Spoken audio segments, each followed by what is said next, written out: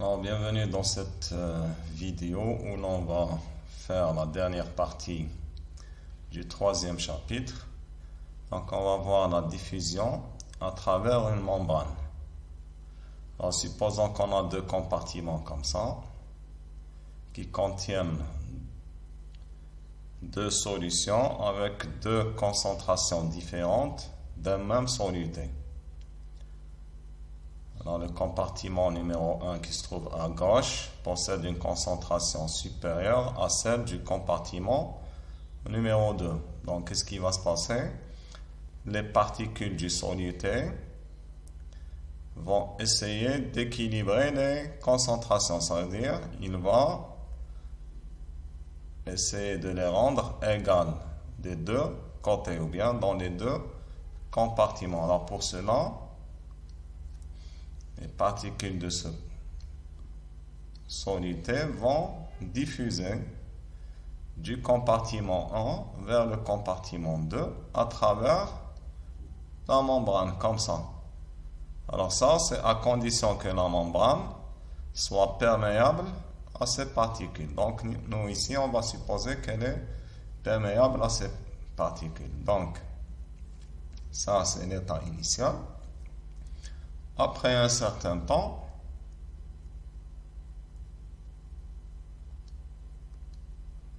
l'état final est caractérisé par une concentration du soluté qui est égale de part et d'autre. Alors avant ça, donc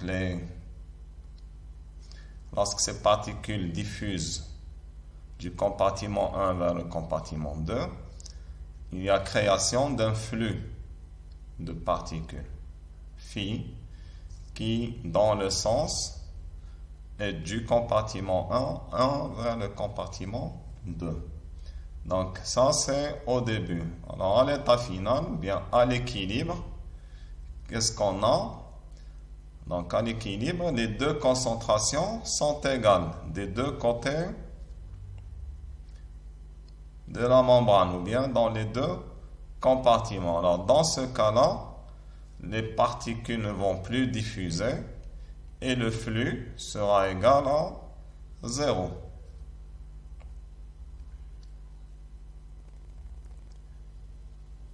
Donc,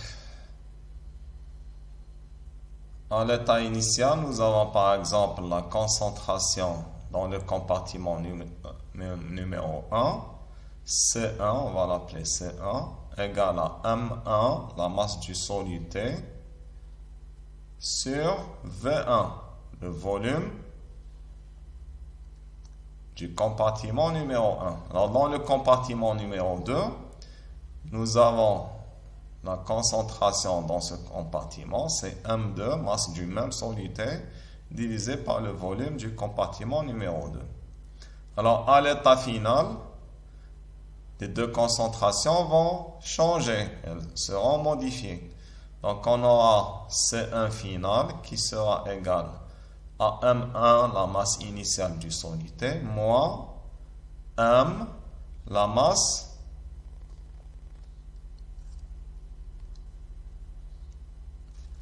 donc, on aura C1 final égal à M1 moins M. Alors, ici, M, c'est la masse des particules du soluté qui ont diffusé. Ça veut dire c'est la masse perdue par le compartiment 1. Donc, c'est M1 moins M sur V1. Le volume reste toujours le même. Dans le compartiment numéro 2, la masse a augmenté puisque les particules ont diffusé du compartiment 1 vers le compartiment numéro 2. Donc, la masse a augmenté. Donc, la masse devient M2 plus M, toujours sur V2, le volume du compartiment numéro 2.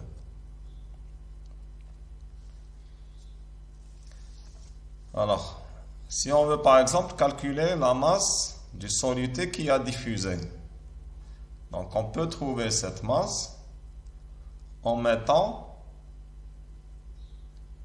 C1 final, la concentration dans le compartiment 1, doit être égale à C2 final dans le compartiment numéro 2.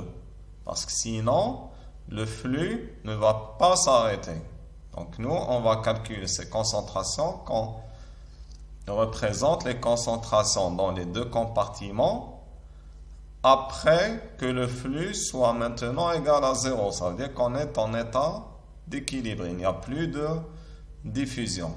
Alors cet état d'équilibre est caractérisé par l'égalité des deux concentrations dans les deux compartiments. Parce que si les deux concentrations n'étaient pas égales, le flux restera et la diffusion continuera. Donc lorsque ces deux concentrations deviennent égales, alors dans ce cas, il n'y a plus de flux et plus de diffusion. Donc on mettra C1 final égal à C2 final. Ça va nous donner, alors on peut, donc en mettant ça, C1 final égal à C2 final. Donc on obtiendra la masse de soluté qui a diffusé ou bien qui s'est déplacée du compartiment 1 vers le compartiment 2 égale à C1 moins C2 sur 1 sur V1 plus 1 sur V2. Alors on peut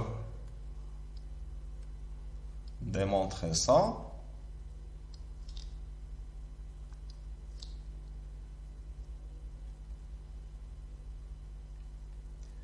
Donc on a C1 final égale à C2 final. Ça implique que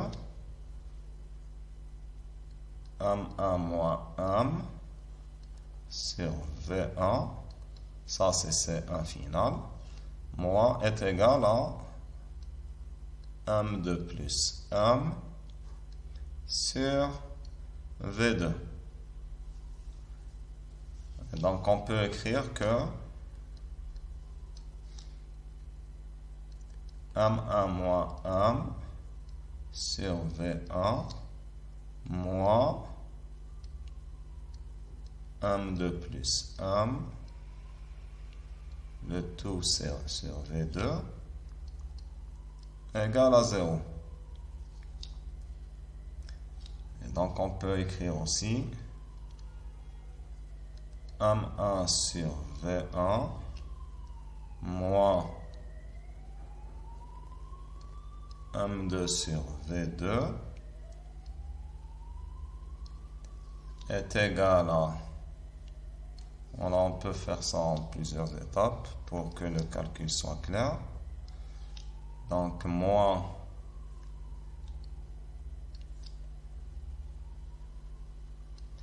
M sur V1 moins M sur V2 égale à 0.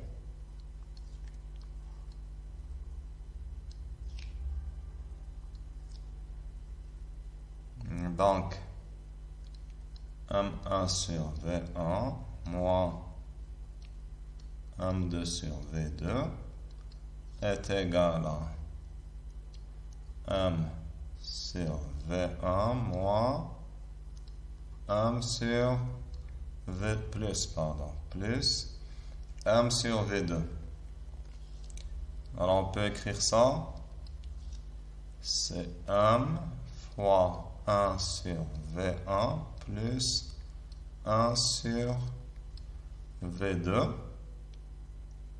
Alors ces termes-là, celui-là, alors ce premier terme-là, M1 sur V1, ça représente la concentration initiale dans le compartiment 1, ça veut dire C1. La même chose, M2 sur V2, ça représente la concentration initiale dans le compartiment numéro 2, ça veut dire C2. Et donc on peut écrire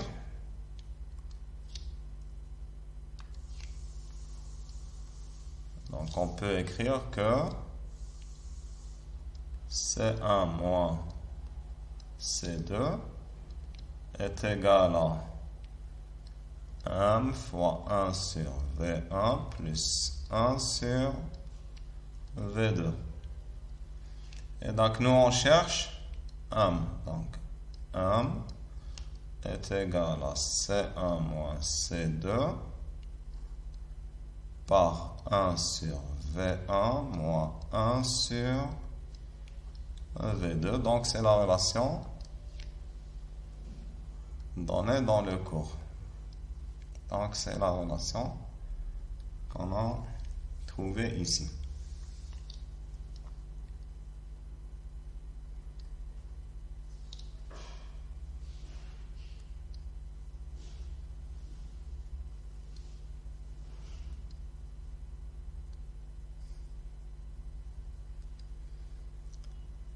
Alors, donc ça, c'est la masse qui a diffusé. Alors, si on veut, par exemple, calculer la concentration du soluté à l'équilibre, donc on peut retrouver cette concentration. Donc, concentration à l'équilibre, elle est donnée par cette relation-là. Alors, cette relation, on peut la retrouver. Donc, c'est celle-là. CE égale à C1V1 plus C2V2. Le tout sur V1 plus V2. Donc, ça représente la concentration finale. Ou bien la concentration dans les deux compartiments. Donc, on peut calculer cette concentration. Donc, par exemple, on peut écrire que CE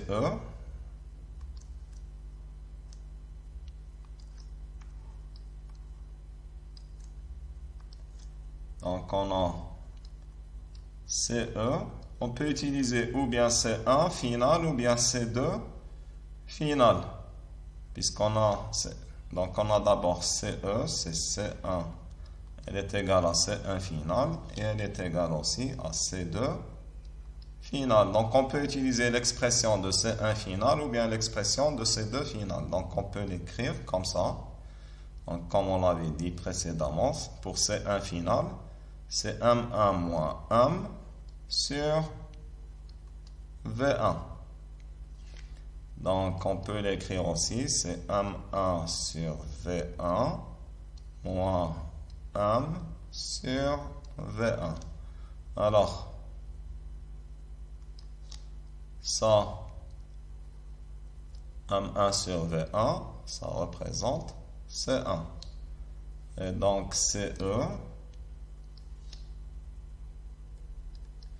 est égal à C1 moins M sur V1.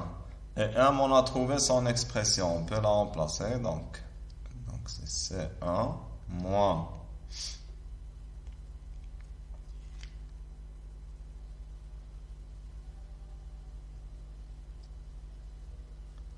alors M, qu'est-ce qu'on avait dit?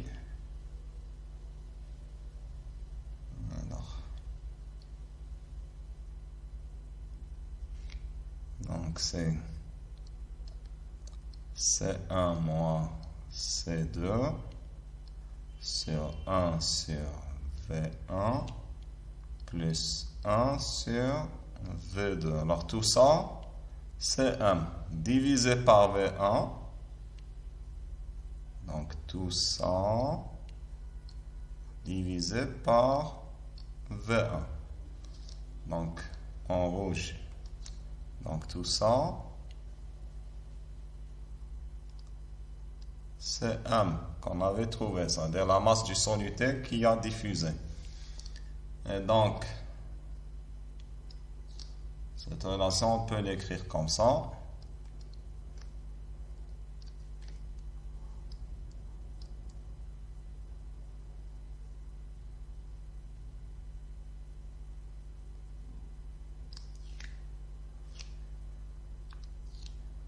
Donc, CE toujours est égal à C1 moins C2 sur V1 sur V1 plus V1 sur V2. Alors, V1 sur V1, c'est 1. Donc, on a C1 moins C2 sur 1 plus V1 sur V2. Donc, c'est égal à C1 moins C1 moins C2 sur... Alors 1 plus V1 sur V2, je peux l'écrire comme ça. C'est V2 plus V1 sur V2. Donc, c'est égal à C1 moins C2 fois V2 sur alors, V2 plus V1 ou bien V1 plus V2.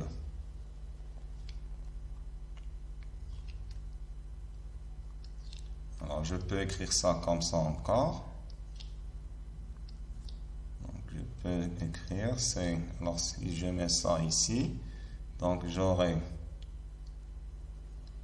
C1V1 plus C1V2 moins C1V2 plus C2V2. Alors tout ça divisé par V1 plus V2.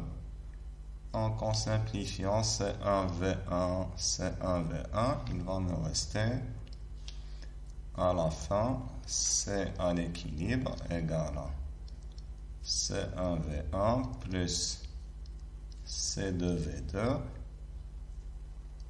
divisé par V1 plus V2. Donc c'est l'expression qu'on avait trouvée auparavant. Donc ça nous donne la concentration en équilibre dans les deux compartiments, dans le compartiment 1 et le compartiment numéro 2.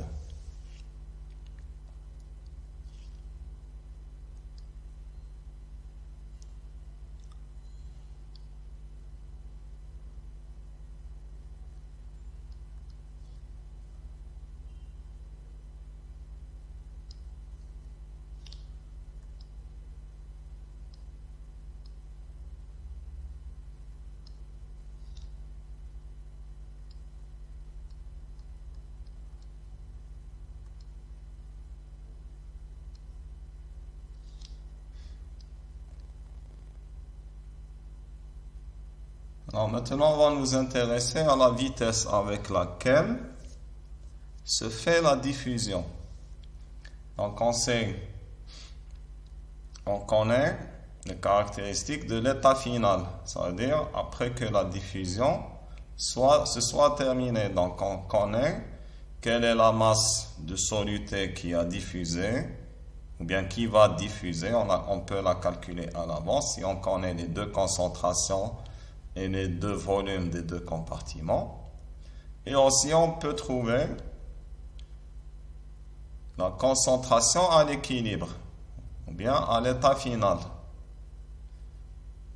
Alors, si on veut par exemple savoir avec quelle vitesse cet état d'équilibre est-il atteint, ou bien après combien de temps va-t-on atteindre cet état d'équilibre.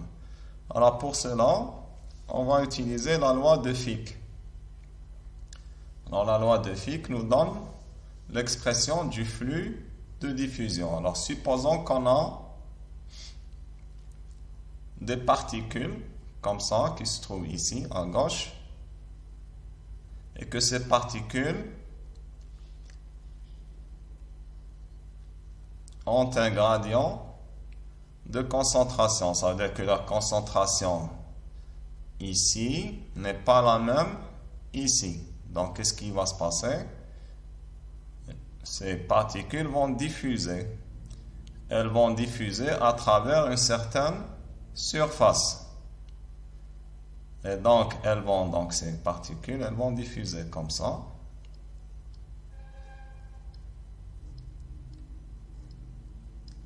Comme ça. Donc, ces particules vont constituer un flux de particules. Alors, le flux de particules, c'est quoi?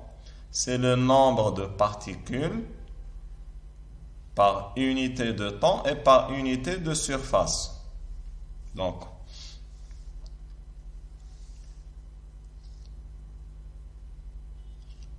Donc, supposons qu'on a par exemple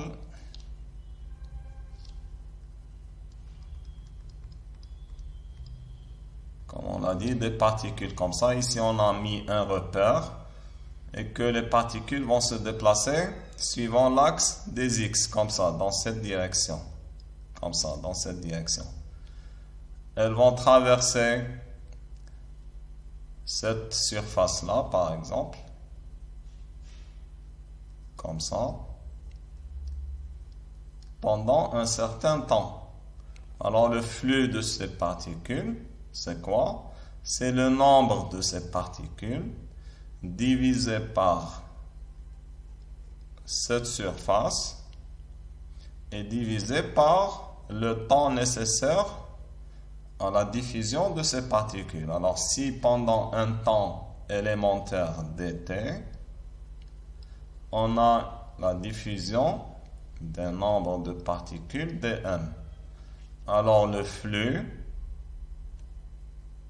est égal au point x et à l'instant t est égal à dn, le nombre de particules qui ont diffusé, divisé par la surface et par le temps.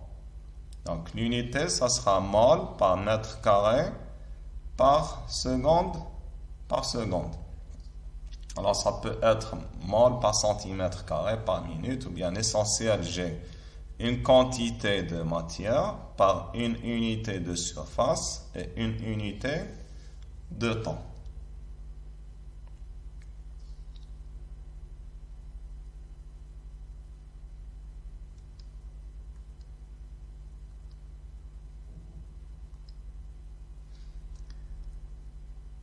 Donc, comme on l'a dit ici, le flux, c'est 1 sur S fois dN sur dt. Maintenant, S, on la connaît. On veut trouver dN. Sur dt, dN sur dt. Alors, d'autre part, en théorie cinétique, on démontre que le débit molaire du soluté diffusé est proportionnel au gradient de sa concentration et à la surface totale des pores de la membrane. Donc, dN sur dt, ça veut dire le nombre ou bien la quantité de particules qui ont diffusé par unité de temps. Donc, supposons que ces particules vont traverser une certaine membrane, comme ça. Alors, cette membrane possède des trous, ou bien des pores, on les appelle des pores, à travers lesquels les particules vont diffuser. Donc les particules vont diffuser uniquement à travers ces pores-là. Donc la logique, qu'est-ce qu'elle nous dit? Elle nous dit que le nombre de particules qui vont diffuser sera proportionnel à la surface de ces pores-là. Donc, si on fait la somme des surfaces de tous les pores, on va obtenir une surface qu'on va appeler SP. Donc, le nombre de particules qui vont diffuser est proportionnel à la surface de ces pores-là. Donc, il est proportionnel à SP. Et en même temps, ce nombre de particules est proportionnel au gradient. Donc, si j'ai par exemple deux compartiments comme ça,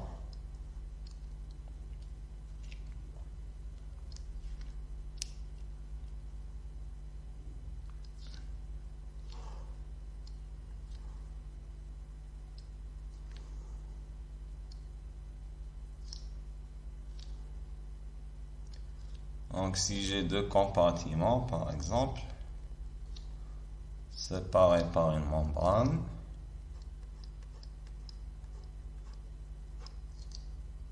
avec une certaine concentration ici,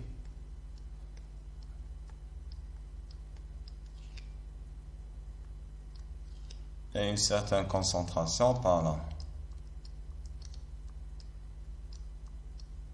Alors, si le gradient, ça veut dire la différence entre les concentrations, alors ça, on a C2, et ici, C1. Donc, si la différence entre les deux concentrations est très faible, alors la vitesse avec laquelle vont diffuser, supposons que C1 est supérieure à C2. Donc, la vitesse avec laquelle vont diffuser ces particules sera faible. Par contre, si C1 est très grand par rapport à C2, ou bien si la différence est très importante, alors dans ce cas, la vitesse de diffusion sera très grande. Et c'est pourquoi ici, Fick a dit que la vitesse avec laquelle les particules vont diffuser, c'est-à-dire d1 sur dt, est proportionnelle au gradient, c'est-à-dire à la variation de la concentration. Alors le tout multiplié par un facteur moins d. Donc C ici, c'est la dc sur dx, c'est le gradient de la concentration. Donc C, c'est la concentration. Alors D est appelé le coefficient de diffusion du soluté. Et SP, comme on l'a dit, c'est la surface des pores de la membrane.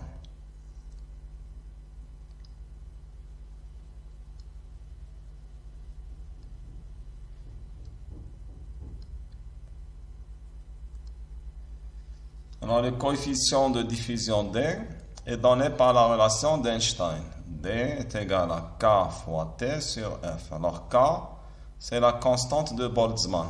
Elle est égale à 1,38 fois 10 puissance moins 23 joules par Kelvin. T, c'est la température du milieu de diffusion. Donc elle est en Kelvin. Et petit f ici, c'est le coefficient de friction du solvant, c'est-à-dire des particules du solvant, sur les particules diffusantes du soluté, qui relie la force de frottement à la vitesse des particules. Donc on a la force de frottement. Lorsque les particules vont se frotter les unes sur les autres, il va y avoir une force de frottement. Cette force de frottement F est égale à moins petit f fois V. Donc petit f, c'est le coefficient de friction qui se retrouve ici, dans le coefficient de diffusion. Alors petit f a été donné par Stokes. Il est égal à si fois pi fois eta fois r. Alors eta, c'est la viscosité du milieu. Et r, le rayon des particules. Et ces particules, elles sont considérées comme ayant une forme sphérique. Donc à la fin, nous aurons D en remplaçant F par si pi eta r. Ici, on va obtenir le coefficient de diffusion D est égal à kT sur si pi eta r. Alors maintenant, on va voir les applications de la diffusion à travers une membrane. Donc, tous les phénomènes physiques. Alors nous, pourquoi on étudie les phénomènes physiques? C'est d'abord parce que l'être humain cherche à savoir les choses, il est curieux, mais surtout maintenant, c'est pour leur trouver des applications. On comprend d'abord pourquoi le phénomène se produit, comment il se produit et dans quelle proportion il se produit, pour ensuite pouvoir l'utiliser dans notre intérêt.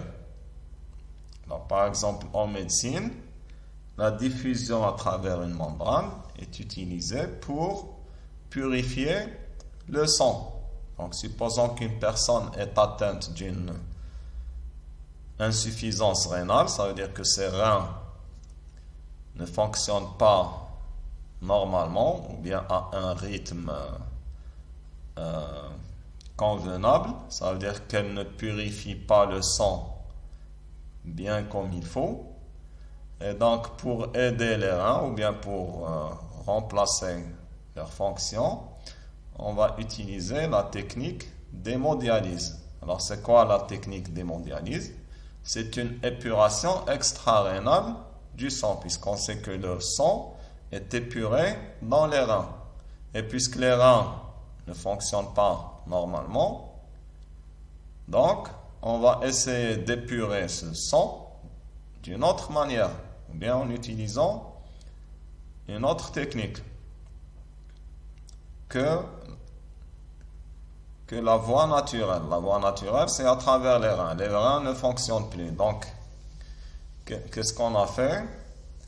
Donc, on a inventé, donc les physiciens et les médecins ont inventé un dispositif ou bien un appareil qui va purifier le sang en utilisant le phénomène de diffusion. Donc, le principe de l'hémodialyse, il est expliqué ici.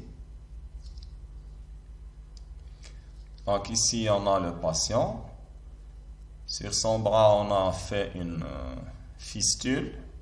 Donc, et on a branché ici des tuyaux qui vont... Ici, on a une pompe qui va pomper le sang, comme ça, dans cette direction. Ensuite, le sang va pénétrer dans des capillaires. Dans les capillaires, ce sont des tubes très très fins. Alors, le sang va les traverser. Alors, ces capillaires sont baignés ou bien elles sont entourées d'une solution appelée le dialysat. Alors, le dialysat, normalement, c'est de l'eau pure. Ça peut être... Alors, dans le cas général, c'est de l'eau pure.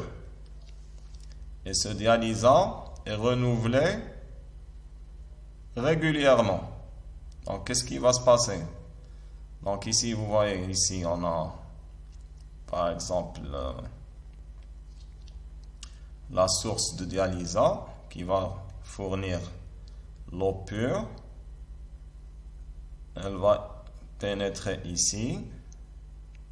Et elle va baigner tous ces capillaires-là, où circule le sang. Alors, lorsque le sang a traversé tous ces capillaires, il va revenir et il va être réinjecté à travers une veine. Et ainsi de suite, jusqu'à ce que le sang soit purifié. Alors, comment se fait la purification? Elle se fait ici. Donc, à travers ces capillaires-là. Alors, ces capillaires, elles sont comme ça. Donc, c'est un tube très très fin. Donc, il est en rouge. Et en rose, c'est le sang, par exemple. Le sang transporte des déchets. Il transporte des globules rouges, globules blancs, du sucre, des protéines et tout ça, mais aussi des déchets. Alors, ces déchets, le sang les transporte. Normalement, il les transporte jusqu'au rein où ils sont retirés du sang. Et le sang va revenir purifié. Mais puisque les reins ne travaillent plus, ou bien ne fonctionnent plus, le sang va, comme on l'a fait ici, comme on l'a expliqué ici, il va venir ici dans ces capillaires. Alors, ce dispositif va jouer le rôle d'un rein artificiel. Et donc, le sang qui traverse ces capillaires, alors ces capillaires sont comme des membranes dialysantes, ça veut dire qu'elles ont des pores par lesquels peuvent diffuser. Donc, ils ont des pores par lesquels vont diffuser les déchets. Donc, les déchets vont sortir par là.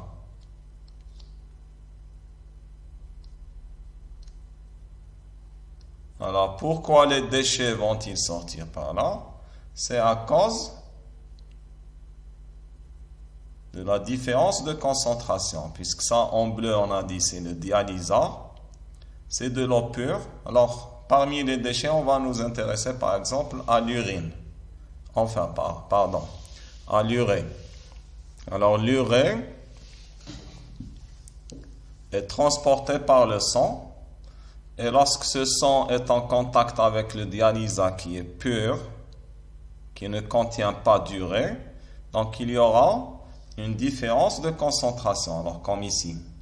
Alors, ça, en rouge, c'est le sang. En jaune, on a les particules d'urée, par exemple. Et ici, on a le dialysat qui est pur, qui ne contient pas d'urée. Donc, à cause du gradient de concentration, qu'est-ce qui va se passer? Ces particules d'urée vont diffuser dans le dialysat. Et donc, après un certain temps, la concentration du sang en urée va diminuer. Alors, ce dialysat-là va être jeté. Et il sera renouvelé ici. Donc, il sera, lorsqu'il est saturé, il est jeté, comme ça. Et il est toujours renouvelé. Donc, il faut toujours que la concentration du dialysat en urée soit toujours très faible ou bien inférieure à la concentration du sang en urée pour que l'urée diffuse du sang vers le dialysat et non le contraire. Et donc, après un certain temps, la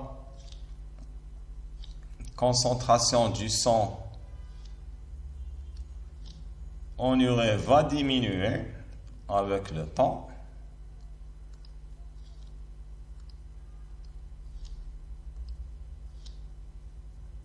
Donc les particules, ou bien la concentration va diminuer, etc. Jusqu'à ce qu'elle atteigne une valeur acceptable qui ne représentera pas de danger pour le patient. Alors toute cette opération va durer environ 4 heures.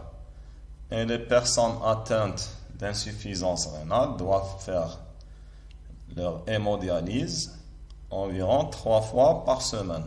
Donc 3 fois par semaine, ou bien 3 séances par semaine. Et chaque séance va durer environ 4 heures. Donc ça, c'est pour le principe de l'hémodialyse.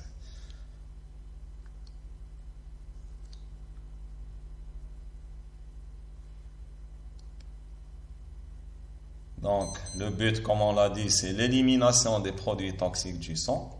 Alors aussi, j'ai oublié, on peut, à l'aide de l'hémodialyse, corriger sélectivement les concentrations anormales d'autres éléments. Alors, par exemple, si cette personne présente une carence en certains minéraux, par exemple, en certains sels minéraux, qu'est-ce qu'on fait? Dans le dialysat, on va injecter ces sels minéraux, comme ça, et puisque dans le sang, la concentration en ces sels minéraux est plus faible que dans les dialysats, il y aura une diffusion dans le sens inverse. Donc, dans ce cas-là, ces sels minéraux vont diffuser dans le sens inverse. Ça veut dire du dialysat vers le sang. Et donc, on va augmenter la concentration du sang en ces sels minéraux qui sont bénéfiques pour la santé de cette personne. Donc, on élimine les déchets qui sont toxiques et on peut lui apporter des éléments qui vont améliorer son état de santé.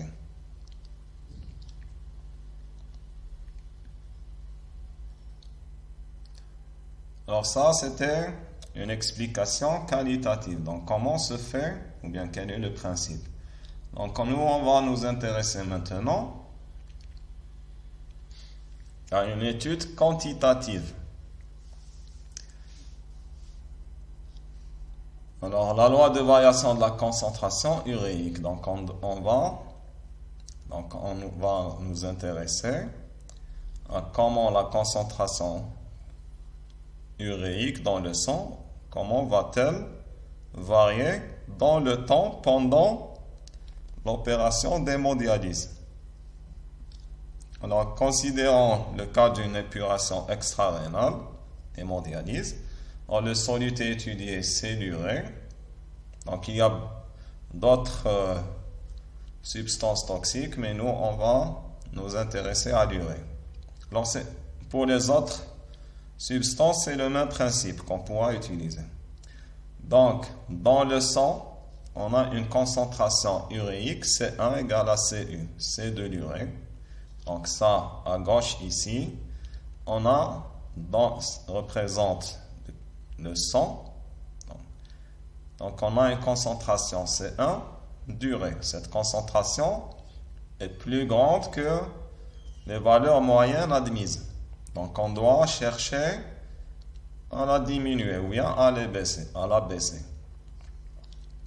Alors, de l'autre côté ici, on a le dialysat avec une concentration uréique égale à 0. Et entre les deux ici, nous avons la membrane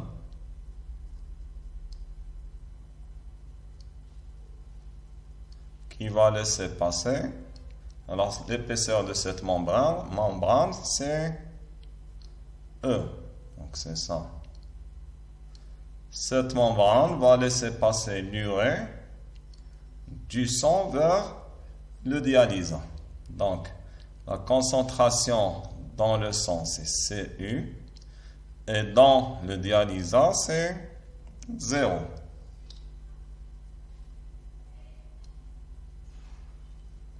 Alors, le gradient de concentration, ça veut dire la variation de la concentration uréique sur l'épaisseur E de la membrane, dC sur dx, est égal à C2 moins C1 sur E.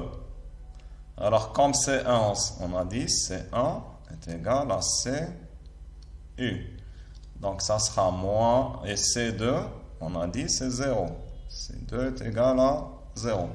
Donc, ici, 0 moins C1, ça veut dire moins CU divisé par E. Donc, ça, c'est le gradient de la concentration de l'urée. Alors, en remplaçant le gradient de concentration dans la première loi de Fick, on obtient, dans la loi de Fick, qu'est-ce qu'on avait dit?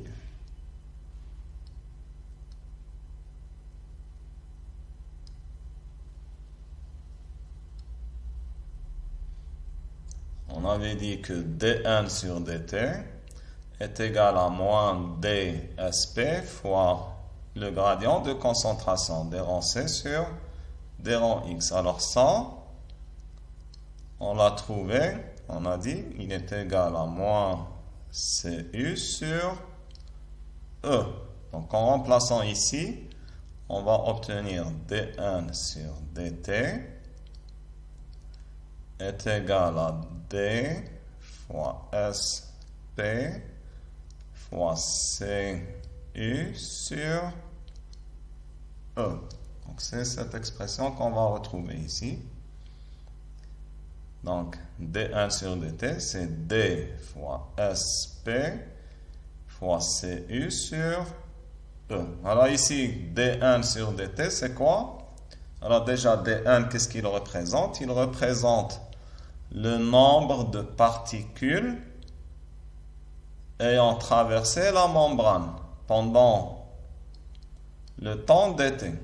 Donc ça, c'est un nombre positif. Le nombre de particules, il est toujours positif.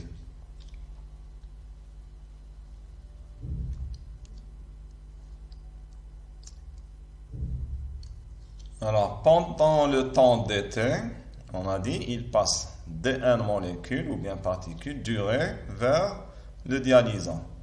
Alors, il en résulte une diminution de la concentration d'une quantité dCU. Donc, puisque le nombre de particules dans le sang a diminué et que le volume du sang n'a pas changé, ça veut dire que la concentration uréique dans le sang va diminuer. Elle va diminuer d'une valeur, ou bien d'une quantité dCU. Alors tout ça, c'est pendant un temps élémentaire dt. Alors nous, on sait que CU, c'est le nombre de particules totales sur le volume d'eau total, ou bien du sang total. Et donc, dCU sur dt, dCU sur dt, il sera égal à dN. Alors, VE, c'est une constante. Donc, on mettra VE sur dt, mais avec un signe moins. Parce qu'on a dit CU a diminué. Ça veut dire CU a diminué. Ça veut dire que dCU, la variation de CU, est négative. Donc ici, on a mis le signe. Ici, on a mis le signe moins. Ici. C'est pourquoi on a mis un signe moins. Parce que la variation, elle est négative, puisque la concentration uréique a diminué.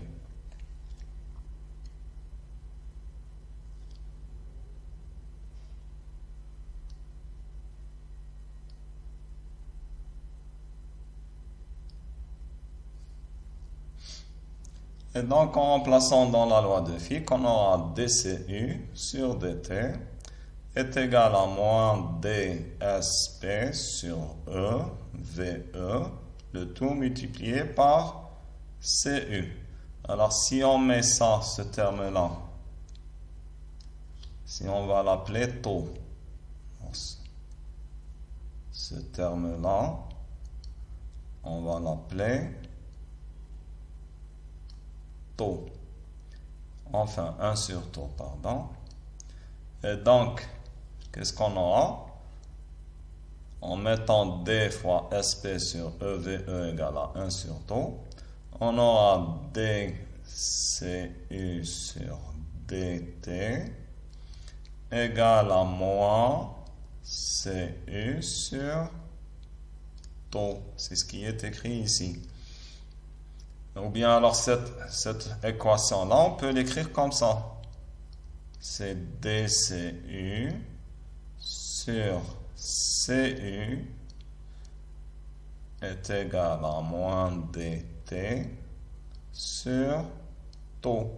Alors ça, c'est une équation différentielle. Sa solution, elle s'écrit comme ça.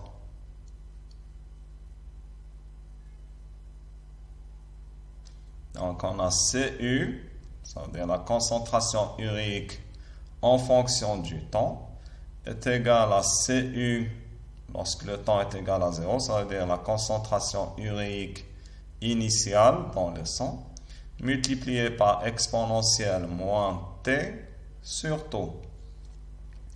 Et donc on voit que la décroissance de la concentration uréique du sang pendant l'hémodialyse, c'est une décroissance exponentielle, ce qui est très bien, c'est très bon parce que ça sera une décroissance assez rapide. Donc si on peut la représenter, on aura ça.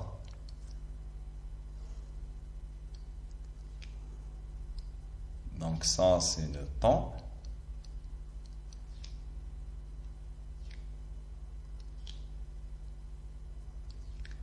Et ça, c'est la concentration uréique. Donc la décroissance, elle sera comme ça.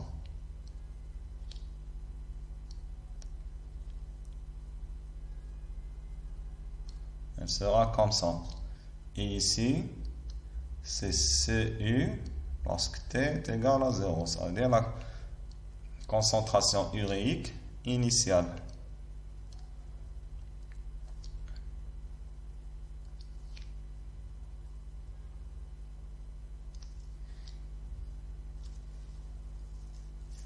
Donc, comme ça, on a terminé avec l'hémodialyse. Maintenant, on va passer à une autre technique. Alors, l'hémodialyse, elle présente certains avantages, mais certains inconvénients. Parce que faire sortir le sang du corps et le réinjecter, ça aura des conséquences sur la santé des personnes qui subissent ce procédé-là. Alors, il y a une autre méthode pour purifier le sang en laissant le sang là où il est. On ne touche pas au sang. Donc, qu'est-ce qu'on fait pour le purifier? On va apporter le dialysat vers le sang. Ce n'est pas comme dans l'hémodialyse. On fait, ou bien on apporte le sang vers le dialysat. Alors, dans l'autre méthode qui est la dialyse péritonéale, on apporte le dialysat vers le sang, sans faire sortir le sang du corps du patient. Alors, le principe, c'est toujours le même. Le sang sera en contact avec un dialysat à travers une membrane.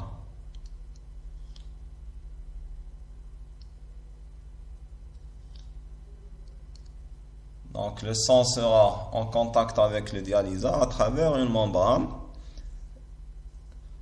et par diffusion, le sang sera purifié. Alors, qu'est-ce qu'ils ont fait les médecins?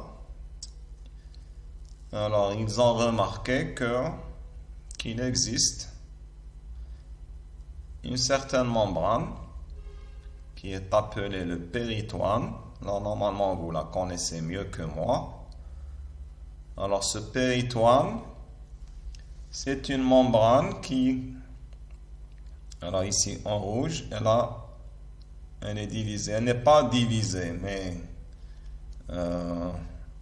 les médecins l'ont divisée en deux parties. Mais ces deux parties sont continues. Alors la partie en rouge, elle tapisse l'abdomen, l'intérieur ou bien la partie antérieure de l'abdomen. Ici, la partie inférieure ou bien en bas du diaphragme. On a ici ces parties-là. Ensuite, il y a l'autre partie du péritoine qui est en contact ou bien qui recouvre les organes de l'appareil digestif. Par exemple, les intestins, le côlon, l'estomac, le foie, etc.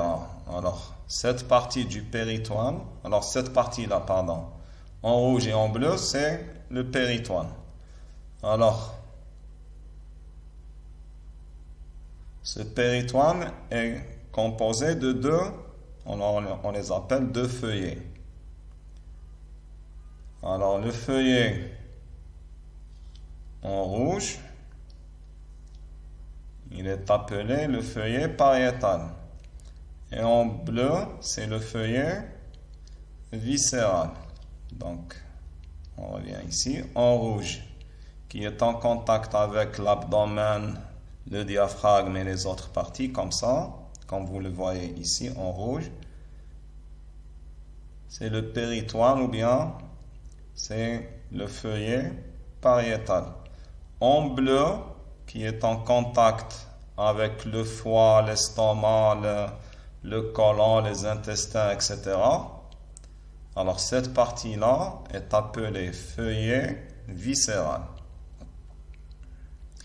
Alors vous voyez que ce péritoine, il représente une certaine cavité ou bien un certain volume.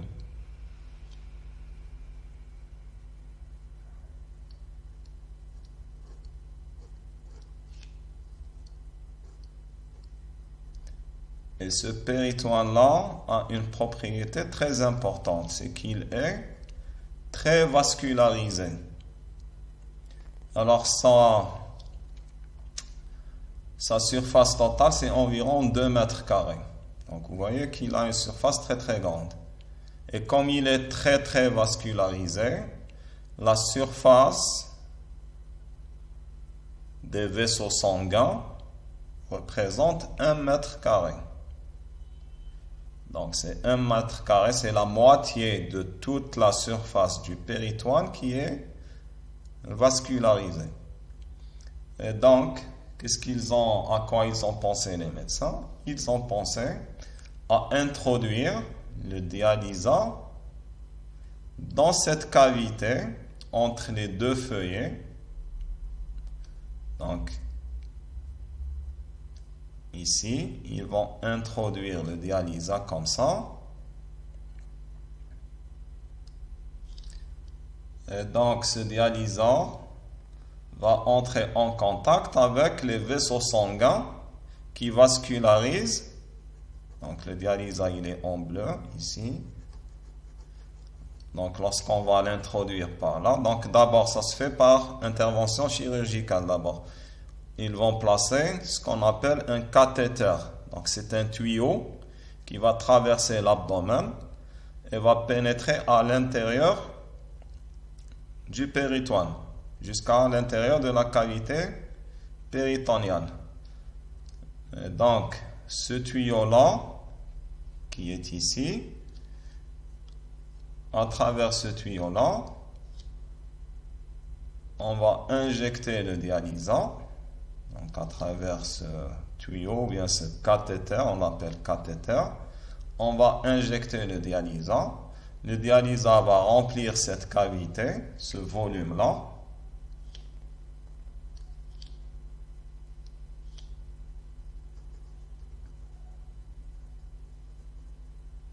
Et donc, il sera en contact avec les vaisseaux sanguins,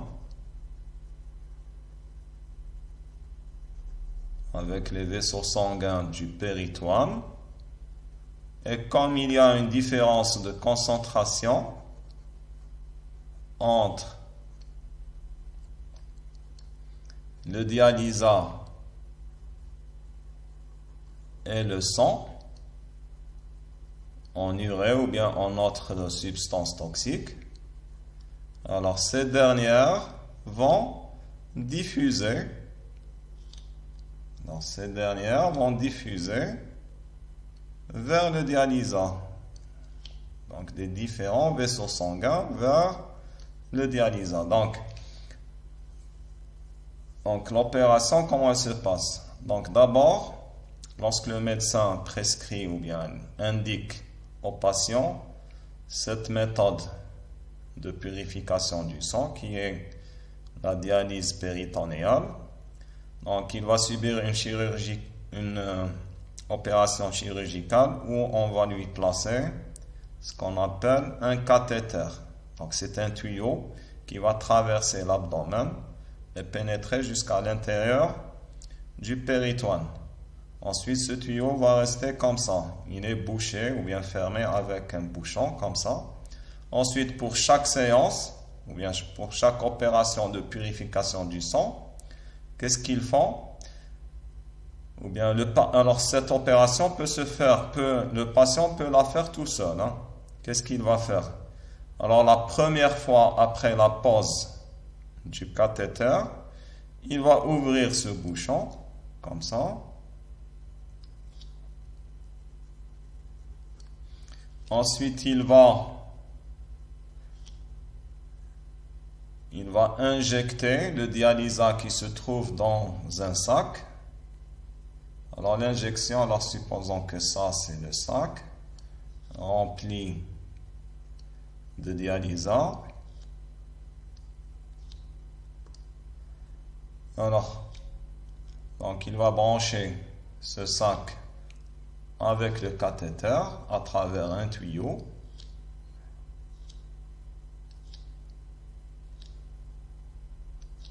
Comme ça.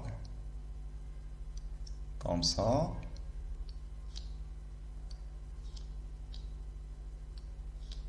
Et donc le dialysat, par gravité, il va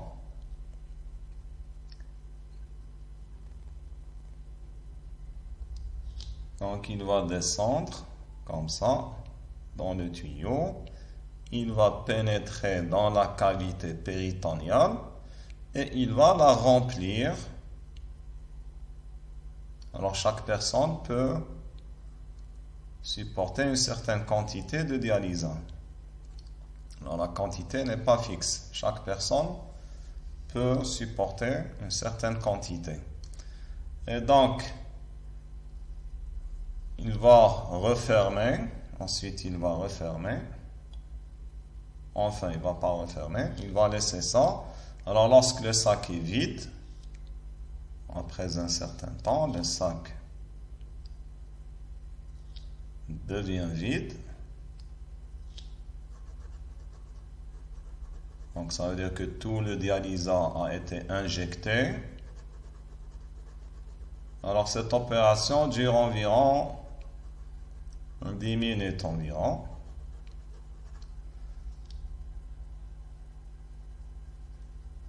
Donc, la personne va attendre pendant un certain temps, environ 30 minutes. Ensuite, qu'est-ce qu'elle va faire? Alors, entre-temps, le sang était en train de se purifier. Donc, les particules d'urée et de substances toxiques vont diffuser dans le dialysat. Et donc, ensuite, qu'est-ce qu'il va faire, le patient? Il va rebrancher un nouveau sac. Donc, il va rebrancher un nouveau sac, comme ça. Et toujours par gravité, il va vider son péritoine ou bien sa cavité péritonéale. Alors maintenant, le dialysat n'est plus pur. Il contient les substances, l'urée, plus les autres substances néfastes pour le patient. Et donc le sang maintenant est assez pur pour permettre à la personne de vivre normalement pendant quelques heures.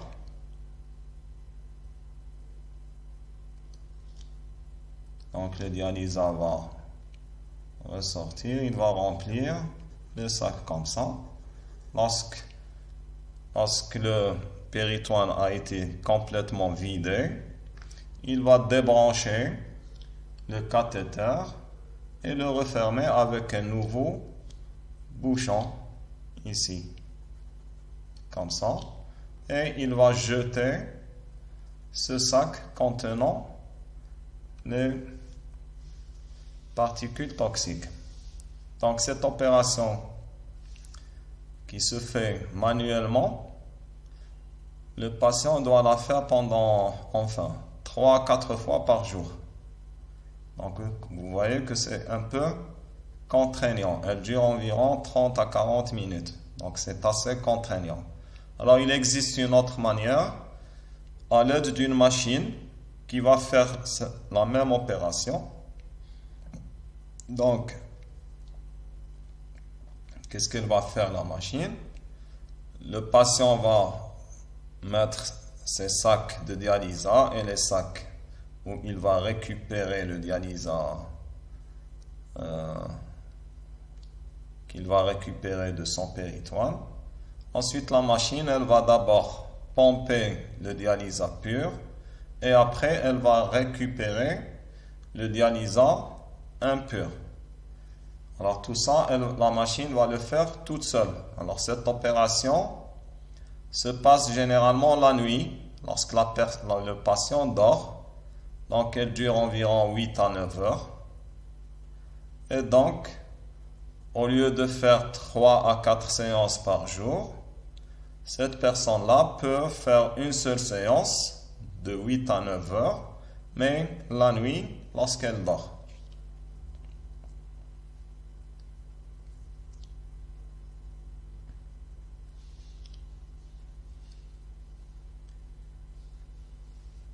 Donc ici, on a les différentes étapes, comme on l'a dit. La première c'est l'infusion, lorsqu'on injecte le dialysat à l'intérieur du péritoine.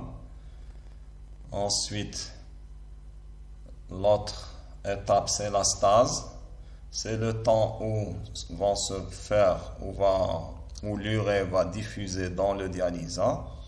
Ça dure environ 4 heures. Alors pendant ce temps, cette personne peut bouger, etc. Elle va débrancher le sac, elle le referme et elle peut faire ce qu'elle veut. Ensuite, après 4 heures, elle va revenir, elle va vider son péritoine et cette phase dure environ 20 minutes. Donc, cette opération, elle se fait environ 4 fois par jour, comme je l'ai dit. Si on utilise une machine qui va faire le tout automatiquement, ceci va se faire durant la nuit. Alors, pour l'étude quantitative, donc d'un côté, comme dans le cas de l'hémodialyse, on a le sang avec une concentration C1,0 et le dialysat avec une concentration C2,0. Donc, le gradient de concentration, c'est-à-dire la variation ou bien la différence de concentration entre les deux compartiments qui sont le sang et le dialysat, c'est C2 moins C1 sur E. Ensuite, le débit de diffusion à travers la surface SP de la membrane du péritoine, ça sera D1 sur DT. Donc, c'est D fois SP sur, alors ici on avait un moins, D1 sur DT, c'était moins D fois SP sur E fois DC sur DX. Et comme DC sur DX, c'est C2 moins C1. Par contre, ici, on a mis C1 moins C2. C'est pourquoi il n'y a plus de moins ici.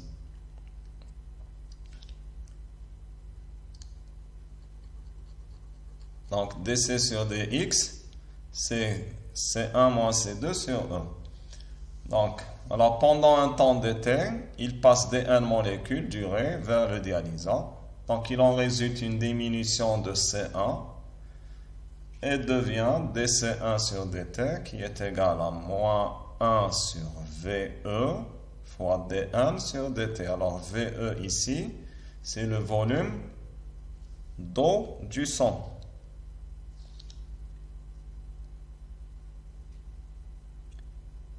Alors ça, c'est pour le sang. C'est la variation de la concentration uréique dans le sang. Maintenant, on va voir la variation de la concentration uréique dans le dialysat. Alors cette concentration, elle va augmenter puisque le dialysat va recevoir les particules d'urée qui vont diffuser à partir du sang. Donc, dC2, C2 c'est la concentration du dialysat en urée. Donc dC2 sur dt, ça sera un plus, pas un moins, puisque ça va augmenter. Donc D1 sur dt, le tout sur VD. VD c'est le volume du dialysat. Et donc on pourra écrire que dC1 sur dt c'est moins DSP sur EVE fois C1 moins C2. Et dC2 sur dt, c'est plus DSP sur E fois VD, volume du dialysat, fois C1 moins C2. Alors, si on pose par exemple 1 sur V0 égale à 1 sur VE plus 1 sur V2, et qu'on pose aussi 1 sur taux égale à D fois SP sur E fois V0. Donc, dans ce cas-là, on va obtenir dC1 moins C2 sur dt égale à moins C1 moins C2 sur taux. Alors ça, c'est une équation différentielle. Sa solution s'écrit comme ça. Elle s'écrit comme ça. Donc, on voit aussi ici aussi que la variation de la concentration en urée du sang est une variation exponentielle, comme dans le cas de l'hémodialyse. Et donc, elle aura cette formule-là. La diminution va se faire comme ça. Alors, merci pour votre attention et bon courage pour vos examens.